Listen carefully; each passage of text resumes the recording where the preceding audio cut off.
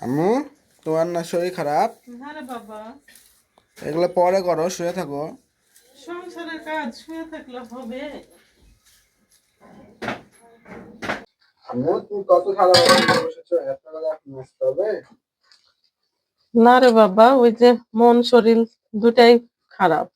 আগে মাজতে পারিনি তো, ওর জন্য একটু বেশি থালা বাসন হয়ে গেছে।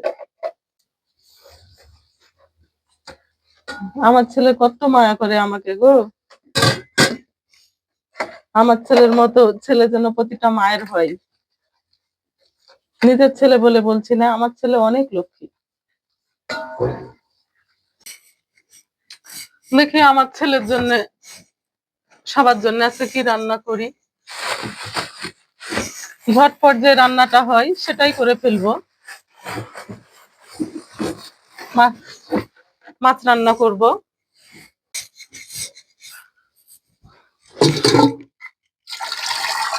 মাছটা ভিজাতে দিই, মাছটা ছুটলে মাছটা রান্না করে দেবো।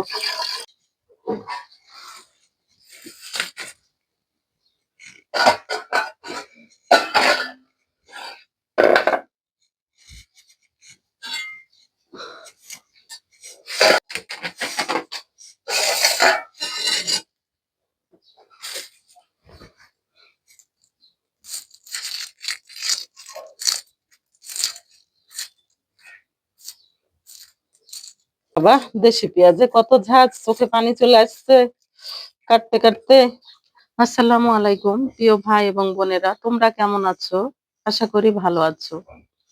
আর আমিও খারাপ বলবো না, আমি বলবো যে আল্লাহ যেভাবে রাখুক, যে অবস্থায় রাখুক, আল্লাহর সবসময় শুকরিয়া আদায় করতে হয়। তাই আমি বলবো সবসময় আমি ভালো আছি, আল্লাহর ভালোতেই ভালো, এক কথাই। তাই এদিকে ভাবলাম যেহেতু একটা রান্না করব, আমার শরীরটা খারাপ, তাই এভাবে রান্না করব যে ছেলে আমার খুব পছন্দ করে।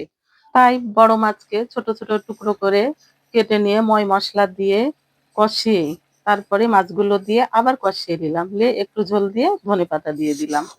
মাশাল্লাহ, অনেক সুন্দর হয়েছে।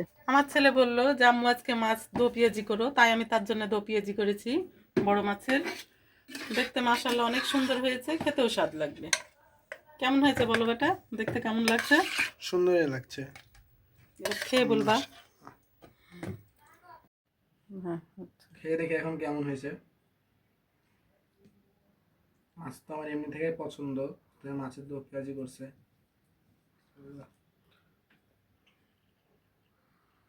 হুম, সত্যি খুব সুন্দর হয়েছে বন্ধুরা। আমার আম্মু হাতের রান্না এমনি থেকে সুন্দর হয়, ওতে আজকে আরো সুন্দর হয়েছে। তো বন্ধুরা, আমি খেতে খেতে বিদায় নিলাম। আল্লাহ হাফেজ।